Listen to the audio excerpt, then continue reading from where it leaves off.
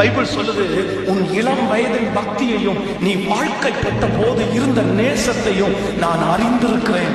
மகன் 29 வயசு 28 வயசுக்குள்ள நீ ஆண்டவருடைய சமூகத்துல எவ்வளவு பக்தியா இருக்குதோ அதுதாங்க உன் எதிர்காலத்தினுடைய கிரீடம், அதுதான் எதிர்காலத்தினுடைய வெற்றி.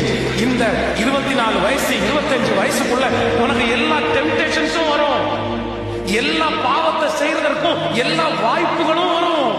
எல்லாமே வரும்போதும் ஆண்டவரை முன்னாடி வச்சு நான் இதை எதையுமே செய்ய மாட்டேன்னு யோசேப்பு மாதிரி யாரெல்லாம் விட்டுட்டு ஓடுறாங்களோ அவங்க மட்டும்தான் எதிர்காலத்துல பிரைட்டா அநேக ஜனங்களுக்கு முன்பாக நிற்க முடியும்ன்றத நீங்க மறந்துடவே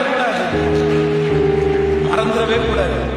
இங்க இருந்து போகும்போது ஒரே ஒரு எண்ணத்தோட மட்டும் போதும், நான் பக்தியா வாழ போறேன், நான் பக்தியா வாழ போறேன், நான் பக்தியா வாழ போறேன், எனக்கு வேற ஒண்ணுமே வேணாம்பா.